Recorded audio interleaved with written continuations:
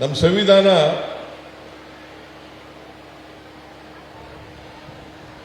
ಬಹಳ ಸ್ಪಷ್ಟವಾಗಿ ಹೇಳಿದೆ.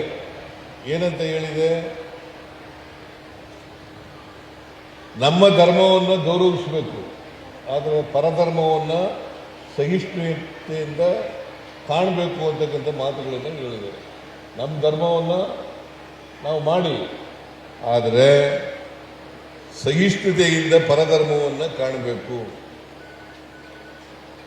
ಮತ್ತು ಸಹಬಾಳ್ವೆ, ಸಹಿಷ್ಣುತೆ, ಸಹಬಾಳ್ವೆ ಮೂಲಭೂತವಾದಂಥ ಅಂಶಗಳು. ಇದನ್ನು ಪ್ರತಿಯೊಬ್ಬರು ಕೂಡ ತಿಳ್ಕೋಬೇಕಾಗ್ತದೆ. ಯಾವ ಧರ್ಮನೂ ಕೂಡ, ಅದು ಇಸ್ಲಾಂ ಧರ್ಮ ಇರ್ಬೋದು, ಕ್ರೈಸ್ತ ಧರ್ಮ ಇರ್ಬೋದು, ಹಿಂದೂ ಧರ್ಮ ಇರ್ಬೋದು, ಬೌದ್ಧ ಧರ್ಮ ಇರ್ಬೋದು, ಜೈನ ಧರ್ಮ ಇರ್ಬೋದು, ಸಿಖ್ ಧರ್ಮ ಇರ್ಬೋದು, ಯಾವ ಧರ್ಮನೂ ಕೂಡ ದ್ವೇಷ ಮಾಡಿ ಅಂತ ಹೇಳೋದಿಲ್ಲ. ಯಾವ ಧರ್ಮನೂ ಕೂಡ ಹೇಳಲ್ಲ.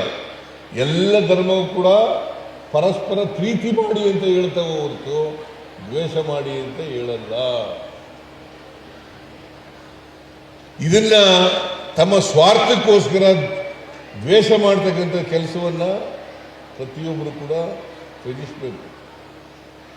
ಸ್ವಾರ್ಥಕ್ಕೋಸ್ಕರ ಈಗ ದ್ವೇಷದವ್ರು ಯಾರು?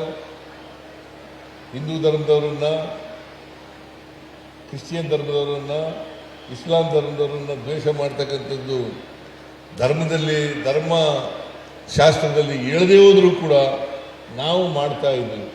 ಅದನ್ನು ಮಾಡಬಾರದು, ದ್ವೇಷಿಸಬಾರದು. ಏನಪ್ಪ ಲೆಹರ್ ಸಿಂಗ್,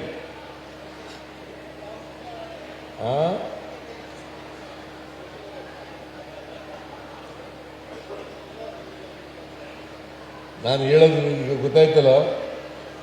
ಮಾಲೂಮ್ ಹೋಗ.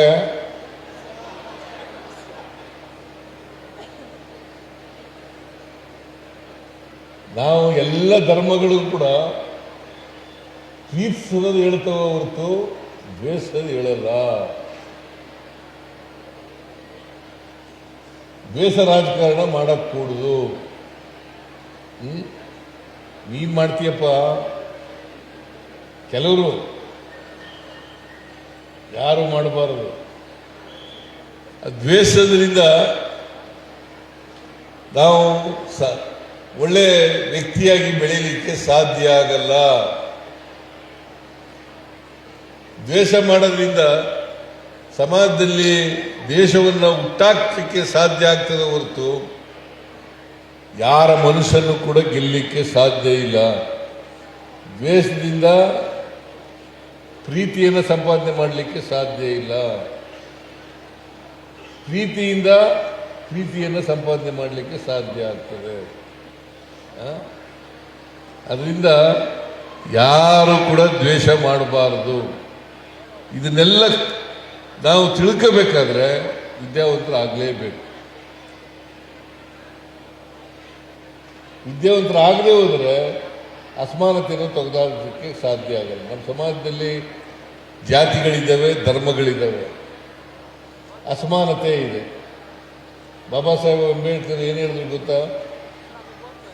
ನಾವು 1950 ಜನವರಿ 26ಕ್ಕೆ ವೈರುಧ್ಯತೆ ಇರ್ತಕ್ಕಂಥ ಸಮಾಜಕ್ಕೆ ಕಾಲಿಡ್ತಾ ಇದ್ದೀವಿ. ವೈರುಧ್ಯತೆ ಇರ್ತಕ್ಕಂಥ ಸಮಾಜಕ್ಕೆ ಕಾಲಿಡ್ತಾ ಇದ್ದೀವಿ. ಈ ಆರ್ಥಿಕ ಅಸಮಾನತೆ, ಸಾಮಾಜಿಕ ಅಸಮಾನತೆ, ಇದನ್ನ ಹೋಗಲಾಡಿಸ್ಬೇಕಾದ್ರೆ ಅಸಮಾನತೆ ಎಲ್ಲಿವರೆಗೆ ಇರ್ತದೆ ಅಲ್ಲಿವರೆಗೆ ಅಸಮಾನತೆಯಿಂದ ನರಳತಕ್ಕಂಥ ಜನ ಇದ್ದಾರಲ್ಲ, ಆ ಜನರೇ ಸ್ವಾತಂತ್ರ್ಯದ ಸೌಧವನ್ನು ಧ್ವಂಸ ಮಾಡ್ತಾರೆ. ಸ್ವಾತಂತ್ರ್ಯದ ಸೌಧವನ್ನು ಧ್ವಂಸ ಮಾಡ್ತಾರೆ ಅಂತೇಳಿ ನಾವು ತಿಳ್ಕೋಬೇಕಾಗ್ತದೆ. ಅದಕ್ಕೋಸ್ಕರ ನಾವು ಸ್ವಾತಂತ್ರ್ಯವನ್ನು ರಕ್ಷಣೆ ಮಾಡಬೇಕಾದ್ರೆ ಅಸಮಾನತೆಯನ್ನು ತೆಗೆದುಹಾಕಬೇಕು. ಎಲ್ಲಿವರೆಗೆ ಅಸಮಾನತೆಯನ್ನು ನಾವು ತೆಗೆದುಹಾಕಲ್ಲ ಅಲ್ಲಿವರೆಗೆ ಮುಖ್ಯವಾಹಿನಿಗೆ ಬರಲಿಕ್ಕೆ ಸಾಧ್ಯ ಆಗಲ್ಲ. ಸಾಮಾಜಿಕ ಸಮಾನತೆ ತರಲಿಕ್ಕೆ ಸಾಧ್ಯ ಆಗಲ್ಲ. ಇದನ್ನು ನಾವು ಶಿಕ್ಷಣದಿಂದ ಕಲೀಲಿಕ್ಕೆ ಸಾಧ್ಯ ಆಗ್ತದೆ. ಶಿಕ್ಷಣದಿಂದ ಸಮಾನತೆಯನ್ನು ತರಲಿಕ್ಕೆ ಸಾಧ್ಯ ಆಗ್ತದೆ. ಶಿಕ್ಷಣದಿಂದ ನಮ್ಮ ಜ್ಞಾನವನ್ನು ಬೆಳೆಸ್ಕೊಳ್ಳಲಿಕ್ಕೆ ಸಾಧ್ಯ ಆಗ್ತದೆ. ಶಿಕ್ಷಣದಿಂದ ನಮ್ಮ ವ್ಯಕ್ತಿತ್ವವನ್ನು ಬೆಳೆಸ್ಕೊಳ್ಳಲಿಕ್ಕೆ ಸಾಧ್ಯ ಆಗ್ತದೆ.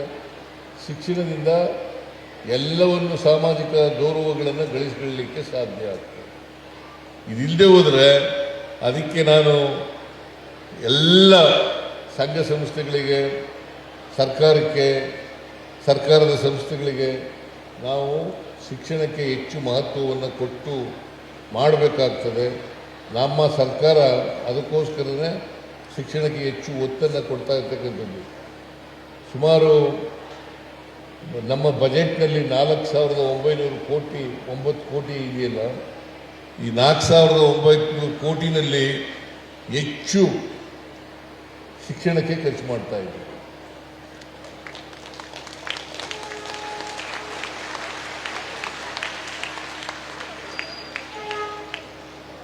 ಪ್ರಾಥಮಿಕ ಶಿಕ್ಷಣಕ್ಕೆ, ಹೈಯರ್ ಎಜುಕೇಷನ್. ಅದಕ್ಕೆ ನಾನು ಈಗ ಅಜೀಂ ಪ್ರೇಮ್ಜಿ ಅವರು, ನಾವು ವಾರಕ್ಕೆ 2 ದಿನ ಮೊಟ್ಟೆ ಕೊಡ್ತಾ ಇದ್ದೆವು ಶಾಲಾ ಮಕ್ಕಳಿಗೆ. ಈಗ ಉಳಿದ 4 ದಿನಗಳು ಅವರೇ ಕೊಡ್ತೀವಿ ಅಂತ ಮುಂದೆ ಬಂದಿದ್ದಾರೆ. ಒಟ್ಟು 6 ದಿನಗಳು ಮೊಟ್ಟೆ ಕೊಡ್ತೀವಿ, ರಾಗಿ ಮಾಲ್ಟ್ ಕೊಡ್ತೀವಿ, ಹಾಲು ಕೊಡ್ತೀವಿ, ಬಿಸಿ ಊಟ ಕೊಡ್ತೀವಿ.